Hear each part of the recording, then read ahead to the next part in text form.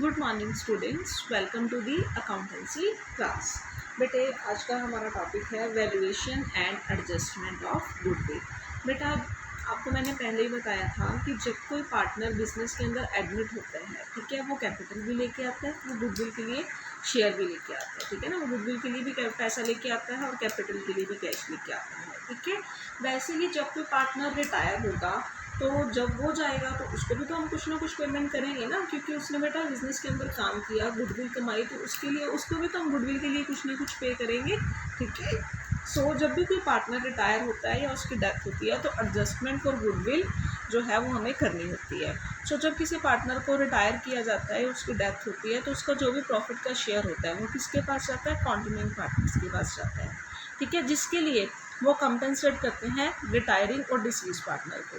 सो जो भी कंपेंसेशन उनको पे की जाती है ना रिटायरिंग पार्टनर और डिसीज पार्टनर को जिसकी डेथ होती है, उसे क्या बोला जाता है? गुडविल बोला जाता है। So in other words, the retiring और deceased partner is entitled to his share of goodwill at the time of retirement और death because goodwill has been earned by the firm at the time when he was a partner. क्योंकि जब वो partner था तब firm ने goodwill earn की थी, ठीक है। तो जब वो जाएंगे तो उनको भी तो कुछ ना कुछ पे किया जाएगा ना। So good value of goodwill is calculated as is agreed among the partners in the partnership deed or agreed otherwise, ठीक है। सो गुडविल जो है वो कैलकुलेट प्रॉपरली करी जाती है। अब गुडविल के बेटा केसेस हैं, ठीक है। फर्स्ट केस क्या है? कहते हैं when goodwill does not appear in the books. जब गुडविल जो है बेटा बुक्स के अंदर अपीयर नहीं हो रही, उसके केसेस करवा रही हूँ मैं। व्हेन गुडविल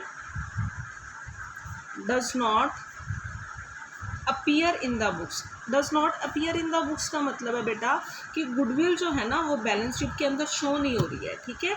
जब गुडविल बैलेंस शीट के अंदर शो नहीं होती तो उस केस के अंदर बेटा हमारे पास ना 4 वेज होते हैं, ठीक है। उस केस में हमारे पास 4 वेज होते हैं जिसके बिहाफ पे हम जो मतलब गुडविल है वो रिटायरिंग और जो डिसीज पार्टनर है उसको जो गुडविल पे करनी होती है उसका शेयर जो वो कैलकुलेट किया जाता है, वो उसके बिहाफ पे किया जाता है, ठीक है। सो फर्स्ट केस जो है इसका, जब goodwill does not appear in the books, उसका फर्स्ट केस क्या है? Goodwill account is not raised in the books of account. First case क्या है कि जब हमने गुडविल अकाउंट को रेज ही नहीं किया इन the books of accounts.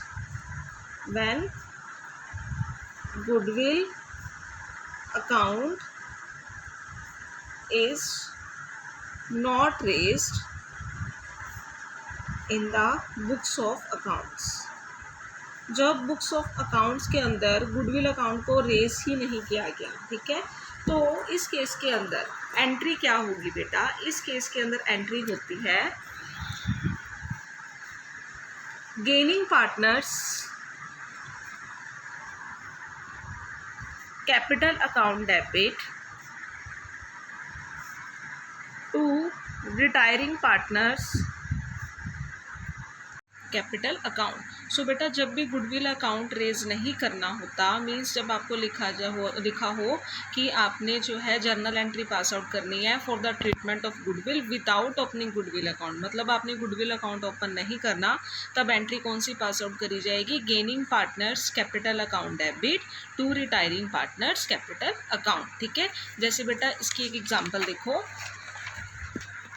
Jaya, Kirti, Ekta and Shweta, ठीक है, पार्टनर्स हैं एक फर्म के अंदर। किस रेशो में शेयर कर रहे हैं प्रॉफिट्स एंड लॉसेस? 2:1 के अंदर, ठीक है।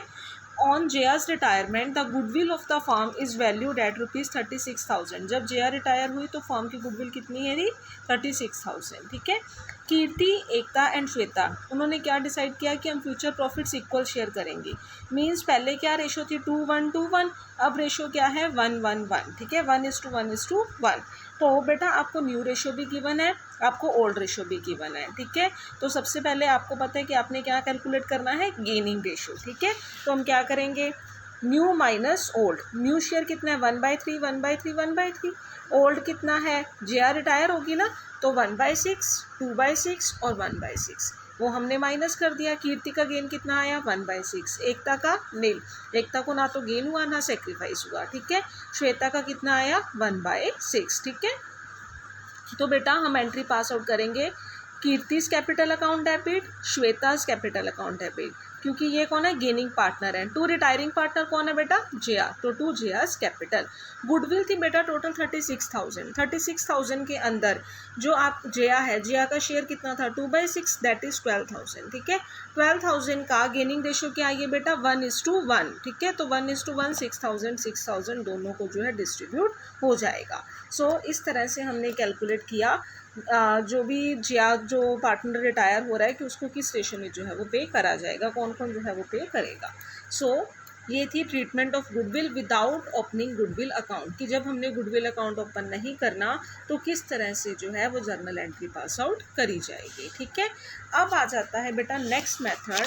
नेक्स्ट मेथड क्या है, goodwill is raised at its full value and retained in the books as such. बेटा फर्स्ट मेथड जो हमने किया था वो क्या था कि गुडविल अकाउंट ओपन ही नहीं करना, without opening goodwill account. Second है कि गुडविल रेज करनी है उसकी फुल वैल्यू पे, ठीक है, और वो बुक्स के अंदर रिटेन रहेगी, ठीक है। ये दोनों मेथड किसके अंदर थे, when goodwill does not appear in the books, जब गुडविल बुक्स के अंदर अपीयर नहीं हो रही, मीन्स बैलेंस शीट के अंदर वो शो नहीं हो रही। तो जब गुडविल रेज होगी उसकी फुल वैल्यू पे और उसे बुक्स के अंदर रिटेन रखना है तो कौन सी एंट्री पास आउट होती है, तो एंट्री पास आउट होती है बेटा goodwill account debit to all partners capital account, ठीक है ना। गुडविल अकाउंट डेबिट होगा, to all partners capital account credit होगा। मीन्स ऑल पार्टनर्स, सारे के सारे पार्टनर आएंगे, विद द रिटायरिंग पार्टनर भी इसके अंदर इंक्लूड होगा। सो ये जाएगा ओल्ड रेशो के अंदर, ठीक है।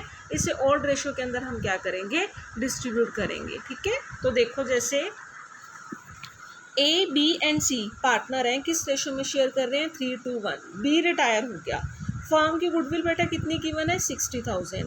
रिमेनिंग पार्टनर कौन है, ए और सी, वो कंटिन्यू करेंगे किस रेशो में 3:1 के अंदर। अब बेटा आपको न्यू रेशो, ओल्ड रेशो भी गिवन है, आपको न्यू रेशो भी गिवन है। फर्म की गुडविल आपको गिवन है 60,000। बी रिटायर हो चुके हैं, रिमेनिंग पार्टनर कौन है, ए और सी। बेटा इसके अंदर आपको पता है इन्होंने ये बोल दिया कि गुडविल जो है फुल वैल्यू पे रेज हो रही है और बुक्स के अंदर रिटेन रखनी है। तो इस केस के अंदर जब भी गुडविल फुल वैल्यू पे रेस हो रही हो तो हम एंट्री कौन सी पास आउट करते हैं, goodwill account debit to all partners. All partner कौन से, to A's capital, to B's capital, to C's capital, तीनों आ जाएंगे। So goodwill account debit to A, to B, to C. 60,000 goodwill है और उनकी ओल्ड रेशियो क्या है 3:1। इस रेशियो में हमने क्या कर देना है, डिवाइड कर देना है, दैट इज 30,000, 20,000 और 10,000 जो उनकी ओल्ड प्रॉफिट शेयरिंग रेशियो है। सो जब लिखा हो गुडविल फुल वैल्यू पे रेज करनी है और बुक्स के अंदर रिटेन रखनी है तो goodwill account debit to all partners आएंगे और वो भी ओल्ड रेशियो में डिस्ट्रीब्यूट होगा। और जब लिखा हो विदाउट ओपनिंग गुडविल अकाउंट कि हमने गुडविल अकाउंट ओपन नहीं करना, उस केस के अंदर एंट्री क्या होगी, gaining partners capital account debit to retiring partners capital account, और वो भी कौन सी रेशियो के अंदर, उनकी गेनिंग रेशियो के अंदर जो है वो डिस्ट्रीब्यूट होगा, ठीक है। सो ये थे आज आपके 2 टॉपिक करवाए हैं बेटा मैंने, बाकी हम कल डिस्कस करेंगे। So thank you students, good bye.